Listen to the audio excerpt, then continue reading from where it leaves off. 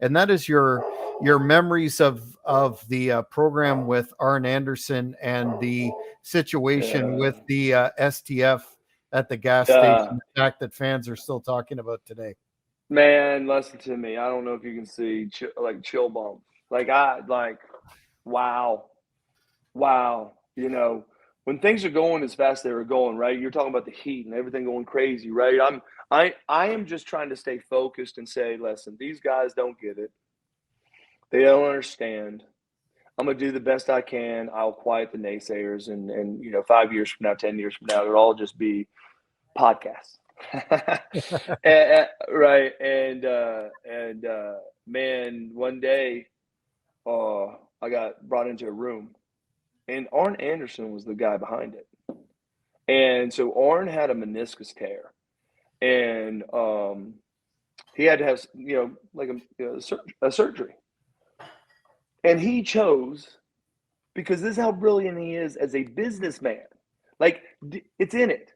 Let me take the dude that has heat, and I'm a heel. He's a baby face, but let me take someone, and I am going to not only entertain all the fans, I am not only going to elevate him, but I'm going to elevate the boys in the back and everyone else. Because you know what? These guys don't get it. I'm going to show them they're paying too much attention to trying to kill the kid. I'm going to raise the kid up, and this kid's going to draw some money. And so I'm in this thing, and it's like, hey, Arn came up, and he's got a surgery coming up, and he came up with this idea. And I'm like, first of all, okay. I mean, I'm not thinking to myself, why would Arn Anderson want to bless me, right? And he said, kid, I see it all. I see what you're doing. And he goes, and these guys don't get it. And he goes, and what people really don't get, I'm just going to even up my legendary status, because I'm going to choose who I want to work with, how I'm going to work with it. So you got the most heat. All the other guys are saying, don't work with him. And I'm going to stand up and I'm going to do something crazy. So yeah, man, maybe part two, we can go into detail, but that was crazy. I remember, so the deal is that he said, hey, I need you to throw me in this STF. I'm going to do it in Charlotte, because he is one of the greatest, right, interviews ever, right? Mm-hmm. He's one of the greatest promos ever. I don't care if you liked wrestling, not wrestling. By the time he was done with his promo, everything was set out, understood, and like, bang, one of the greatest. Believable. Oh my God, he was one of the greatest storytellers in the ring and out of the ring, right? So he did. So it was kind of crazy, because there's a crappy gas station, and they put this little girl, and really like little girl, shoot dad, and so Dusty's there, and so it's starting to kind of sleet some, and does that. Hey baby, let's go into Pizza Hut. So Pizza Hut is right across the street.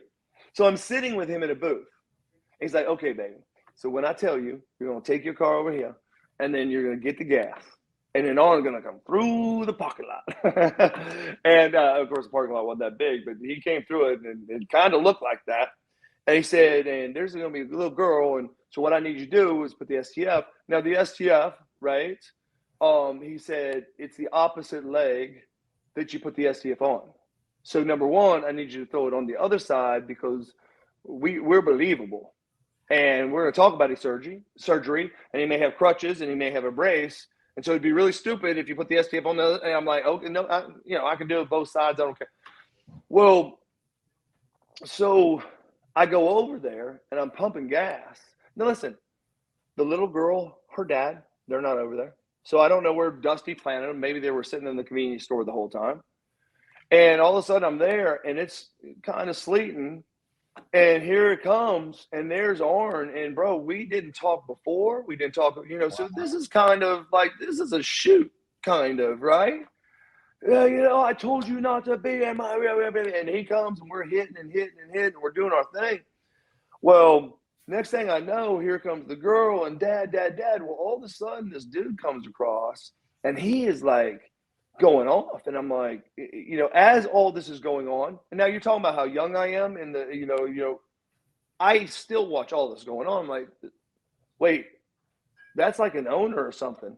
It was the owner of the gas station. No one told him this was happening. Oh, wow. So then I'm looking at him, and I think I said something like, make a move, I'll kill you.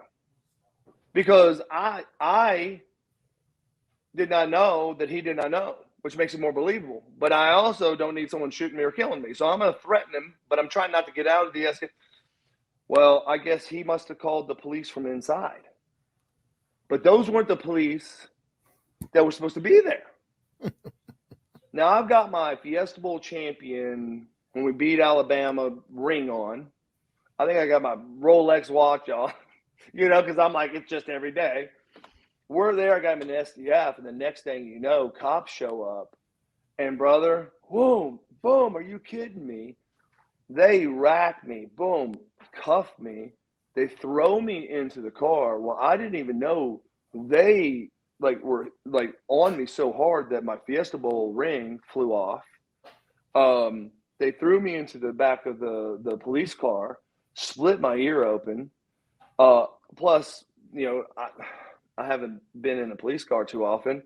Police cars don't have large back seats. Small. Yep. Oh, it sounds like you've been there. On the other side. And they have cranked my wrists. So my fingers are going numb. I feel like my one wrist is dislocating. I've got blood coming down my ear, and we're there, and they're screaming at me in the car. And I'm like, bro, you guys need to do the movies. You're awesome. Well, let me explain something to you. That threw fuel to the fire. They pulled over, and I think they were going to take me out and rough me up some. All of a sudden, they're like, car, blah, blah, blah.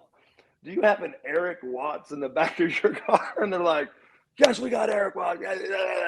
And they're like, Chief so-and-so needs to talk to you, though. So the chief of police gets on there like, hey, we've got a major mess up.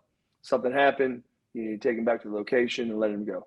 Yeah, it's assault and battery. They're going off, and you don't understand. We'll deal with it at the office, which I could tell was going to be a shit show, because I guess the officers that probably talked to Dusty Rhodes or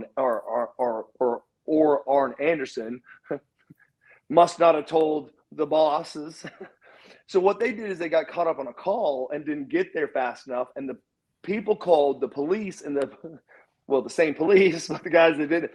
So now I'm there. So the daughter actually got my ring. So to tell you that, this is the cool thing about it is, to this day, I have people going, dude, that looked real. And I'm like, dude, believe it or not, at the time, it was. And yeah.